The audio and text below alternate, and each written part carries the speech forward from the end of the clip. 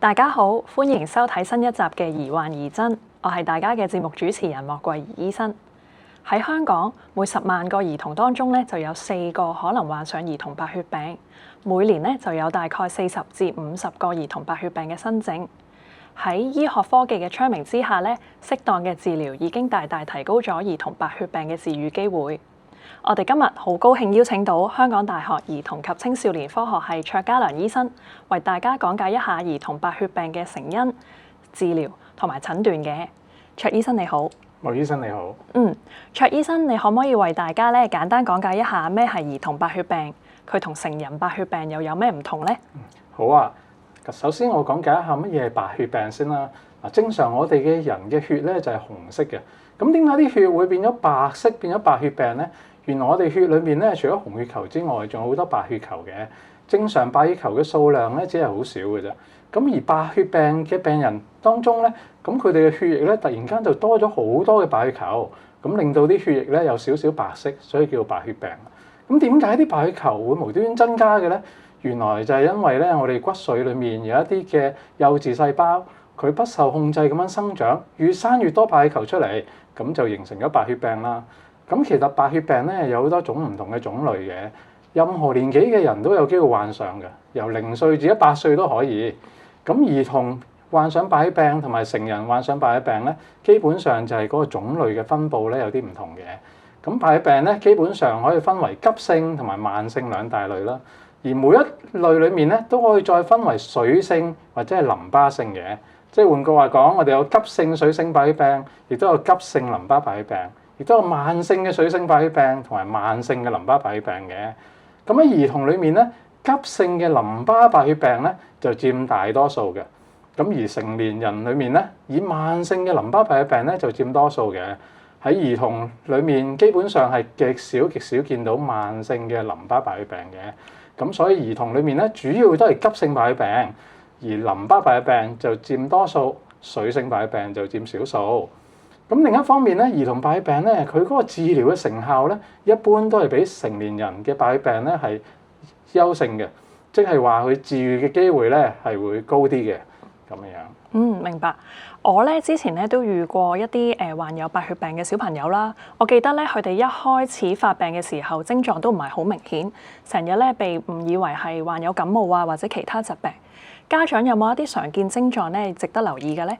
係啊，有陣時咧白血病嘅症狀咧都唔係好明顯嘅。咁咧通常白血病嘅症狀點解會出現嘅咧？就因為咧唔正常嘅白血球增生咧，就阻礙咗正常個骨髓嗰啲造血嘅功能，咁以致咧血液裡面嘅紅血球啦、血小板啦同埋正常嘅白血球都唔足夠。因為正常嘅白血球咧就幫助我哋咧對付啲病菌嘅。咁如果正常嘅白血球唔足夠嘅時候咧，咁病人咧就會好容易有感染啦。所以病人咧如果有急性白血病嘅話咧，就會有機會反覆發燒啊、感染啦。咁如果血小板唔夠嘅話咧，咁病人咧就會出現一啲出血嘅現象，因為咧血小板係幫助我哋止血啊咁樣嘅。咁如果紅血球唔夠嘅話咧，個病人咧就會有貧血嘅症狀啦，譬如會容易攰啦、容易頭暈啦。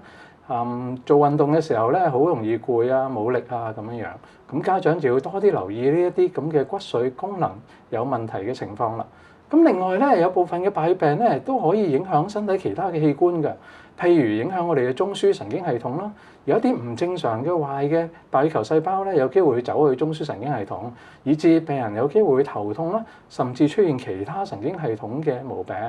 有部分嘅白血病咧，喺男仔嚟講咧，亦都會走去個睾丸嘅地方喎。咁咧，如果家長留意到小朋友男仔個睾丸發大咧，亦都要盡快去求醫啦，因為咧有可能係啲急性淋巴白血病咧入侵嗰啲地方嘅。明白。即係總括嚟講，譬如有啲持續發燒啦、唔正常出血啦、容易感染啊、容易瘀啊，同埋一啲身體有啲器官腫大咗啊，同埋一啲新嘅神經系統嘅問題咧，其實都應該值得求醫嘅。係啊，冇錯。咁當兒科醫生咧懷疑小朋友患有急性骨髓白血病嘅時候，我哋會用咩方法作出診斷呢？係因為咧白血病基本上係一個骨髓嘅病嚟嘅，所以如果醫生懷疑小朋友係患上白血病嘅話咧，一般都需要做一個骨髓嘅檢查。通常就喺盤骨裡面咧就抽取一啲骨髓，咁咧就送去化驗室嗰度化驗。咁化驗室咧就會喺顯微鏡下邊睇一睇，會唔會真係有啲唔正常嘅壞細胞啦。另外咧，一般都會仔細再分析嗰啲白血病嘅細胞個情況嘅，譬如係做一啲嘅流式細胞嘅測試啦，睇下係屬於邊一種類嘅白血病啦，會係淋巴白血病啊，定係水性白血病？好似頭先所講啦，亦都會做一啲詳細嘅基因嘅分析。咁咧，因為咧呢個對我哋仔細咁樣分類一啲白血病咧係非常之重要嘅，因為咧唔同種類嘅白血病咧，嗰個治療嘅方法都會有少少唔同嘅。明白。咁喺治療兒童白血病嘅中間嘅標準治療咧，會有啲咩方法啦？有冇一啲副作用啊或者作用咧？家長應該留意嘅咧？係啊，一般咧治療急性嘅白血病咧，無論係淋巴白血病啦，定係水性白血病都好，一般都係首選係先用化療嘅。咁大家可能聽過，哇，化療係一啲毒性比較高嘅一啲藥物啦，透過注射或者靜脈注射去病人嘅身體裏面啦，又或者咧有部分咧係口服嘅藥嘅。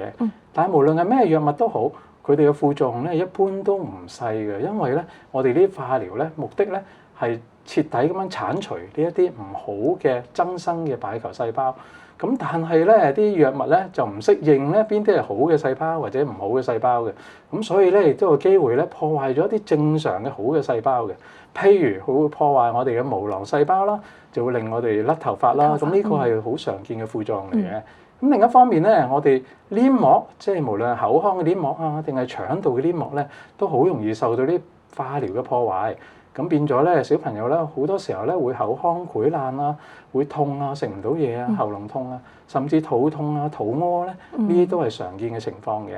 另外，化療亦都會刺激我哋嘅嘔嘅中樞嘅系統，就會令到咧小朋友容易會作嘔啦。但係一般嚟講咧，醫生咧喺處方化療藥物嘅時候咧，都會同時咧處方一啲強力嘅止嘔嘅藥物，希望盡量令小朋友冇咁辛苦嘅。另外，呢啲化療咧有機會咧進一步傷害咗正常骨髓細胞嘅功能，令到個病人咧會白血球進一步減少，咁亦都會容易有感染嘅情況啦。所以咧，繼發性嘅感染喺治療期間咧都會經常會發生嘅。另外咧，如果血小板過低嘅話咧，亦都會容易有出血嘅風險。如果紅血球過低嘅話咧，亦都會咧係會更加多嘅貧血嘅跡象。咁所以喺治療期間咧，輸注紅血球即係輸血啦，又或者輸注血小板，都係經常會做嘅一啲嘅支援性嘅治療嚟嘅。明白，卓醫生。即係總括嚟講咧，化療無論係口服啦、注射啦，或者我知道有啲咧叫骨哨嘅注射咧，都係扮演住好重要嘅角色啦。另外咧，就小朋友要定時要接受一啲輸血啊、輸唔同種類嘅血製品去控制翻個血球嘅數量啦，同埋去處理個感染，都係呢啲都係好重要嘅治療方向嚟嘅。咁我都聽講咧，呢個骨髓幹細胞移植咧，都扮演住一個好重要嘅角色。卓醫生可唔可以咧簡單為觀眾講解一下咩係骨髓幹細胞移植啊？係啊，咁咧就骨髓移植咧就係傳統咧，我哋咧就係話做一啲血幹細胞移植嘅一個方法嚟嘅。但係咧而家咧我哋知道咧，血幹細胞移植咧唔單止咧可以用骨髓嘅血幹細胞嘅，我哋亦都有機會咧可以譬如刺激嗰啲骨髓嘅幹細胞咧走去周邊血嗰度。咁咧，如果我哋採集到足夠嘅周邊血幹細胞咧，亦都可以做一個周邊血幹細胞嘅移植嘅。而家咧亦都發現咧，臍帶血裡面咧亦都有好多嘅血幹細胞嘅。咁有啲時候我哋亦都會用臍帶血咧嚟到做血幹細胞移植嘅。咁一般嚟講，乜嘢病人先至需要做血幹細胞移植咧？通常就係話一啲比較高危嘅白血病咧先至需要做嘅。因為咧，無論係淋巴白血病咧，或者係水性白血病咧，我哋一般都分為低危或者高危嘅。咁咩叫做低危咧？低危咧，即係話咧，佢個白血病細胞咧比較咧容易咧首選嘅化療咧已經可以將佢殺晒。咁咧治愈嘅功效咧已經唔錯啦。咁但係如果高危嘅情況底下咧，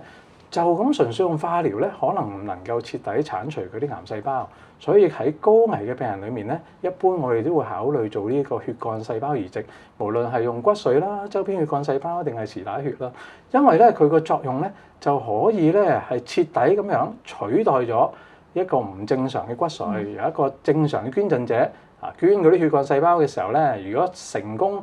植入去病人個骨髓裏面咧，就可以完全取代咗個骨髓嘅功能。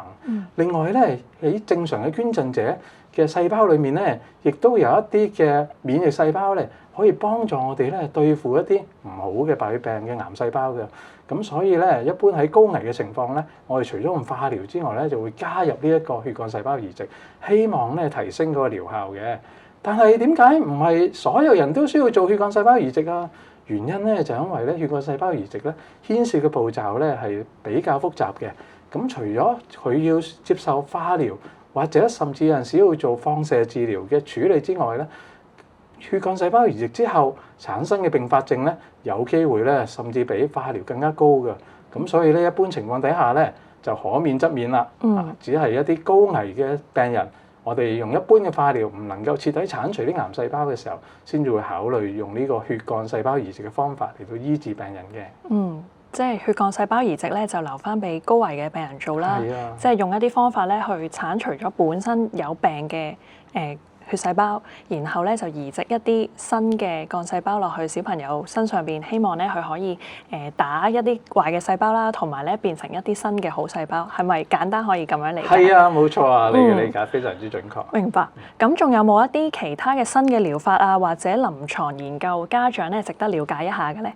係啊，除咗傳統嘅化療同埋血幹細胞移植之外咧，而家咧已經係引入咗好多叫做標靶治療啦。可能各位即係家長啊，或者係公眾都有聽過嚇。標靶治療咧，佢一般咧個副作用咧就冇咁大嘅，因為咧佢係針對某一啲癌細胞裡面嘅病變啦，就唔會好似一般化療頭先所講，所有嘅生長得好快嘅細胞都會將佢殺晒。咁標靶治療咧就特別針對某一啲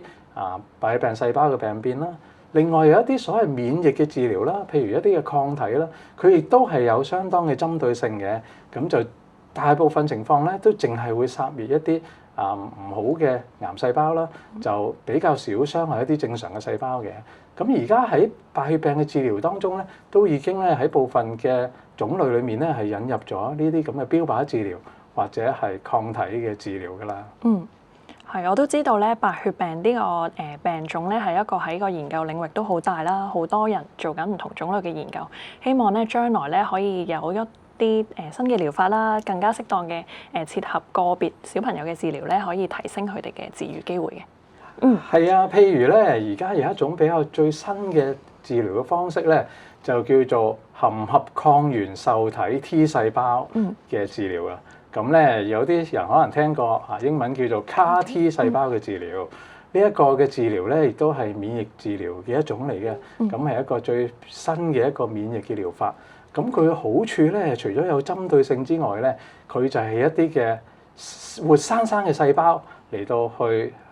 好似藥物咁樣咧，就係輸入去病人嘅身體裏面咧，係直接去對付嗰啲唔好嘅細胞。咁比起傳統用藥物啦，無論你係標靶治療定係免疫嘅抗體咧，咁你用一個活生生嘅細胞，就好似一隊軍隊嗰啲士兵咧，直接走入去你個身體裏面打仗，就唔需要淨係俾啲子彈啊、炮彈啊、彈藥去咁樣樣噶。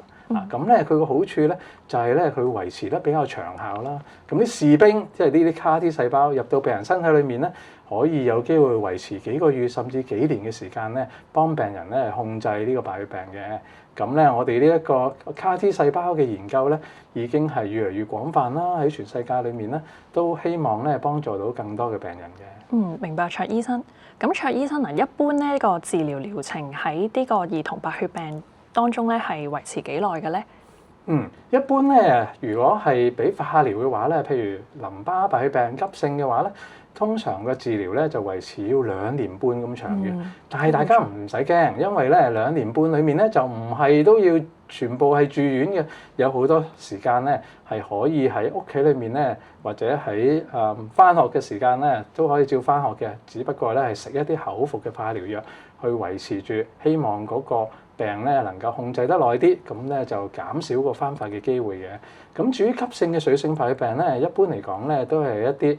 注射嘅化療啦。咁咧維持嘅期間咧就比較短啲，一般就幾個月啊至到1年左右就 OK 㗎啦。呢個都係一個長期作戰嚟嘅喎，以幾個月年計。係啊，真係唔簡單㗎。係啊，我知道咧好多兒童啦同埋家長啦喺抗癌嘅路上咧都遇到好多困難同埋挫折啦。喺呢啲艱難嘅時期，醫院同埋社區有冇一啲支援可以俾到呢啲家庭咧？係啊，當一個小朋友患上癌症，無論對小朋友本身定係對家長，甚至整個家庭咧，打擊可能都會好大嘅。無論係心理上啊、社交上啊，甚至經濟上咧，可能都會面對一啲嘅困難。咁咧，而家香港照顧一啲兒童白血病嘅病人咧，主要就喺香港兒童醫院啦。咁咧，醫院咧都好希望咧對一啲患有白血病嘅病童咧提供全方位嘅支援嘅，無論係心理上啊、社交上，甚至經濟上咧，都希望盡量幫得到嘅。譬如我哋喺醫院裏面咧，有一啲嘅叫做兒童醫療輔導師啦，咁咧會就住咧小朋友唔同嘅發展嘅情況啦，去提供一啲嘅輔導啊，或者一啲嘅遊戲嘅治療啊咁樣樣，希望咧病童咧喺患病當中咧，亦都可以有開心嘅時間，亦都有一個好嘅生活質素啦。咁另外咧係我哋醫院咧亦都同好多嘅志願機構咧，係一齊去合作，提供唔同種類嘅服務咧，俾病童同埋佢哋嘅家庭嘅。譬如大家可能都曾經聽過有麥當勞叔叔之家啦，咁咧佢咧會提供一啲短暫嘅住宿嘅服務，俾整個家庭嘅。咁咧另外咧，醫院裏面咧亦都有好多唔同嘅輔助醫療嘅團隊啦，包括物理治療啊、職業治療啊、言語治療啊。心理治療啊，各方方面面咧，只要病人有需要咧，我哋都盡量會提供呢一啲嘅服務，希望咧病人同埋成個家庭咧都慢慢可以渡過難關嘅。係啊，即係可以專心咧對抗個白血病，其他嘅方面啦，即係經濟啊、住宿啊，或者即係心理方面啊，都可以得到呢啲支援。係啊。咁我啱啱我哋都聽到啦，好多患有白血病嘅兒童嘅骨髓功能咧，會因為本身嘅病啦，同埋一啲治療嘅副作用咧，而有所影響，造成貧血啊、血小板低、白血球低等等症狀。佢哋咧需要咧長期輸入各種嘅血製品啦，同埋治療嘅中間咧都有需要接受到血幹細胞移植嘅。咁咧我哋都好想咧再喺呢個機會度呼籲，如果大家身體情況許可嘅話咧，可以恆常捐血啦，同埋登記成為骨髓捐贈者，去幫助咧呢啲患有血液疾病嘅兒童嘅。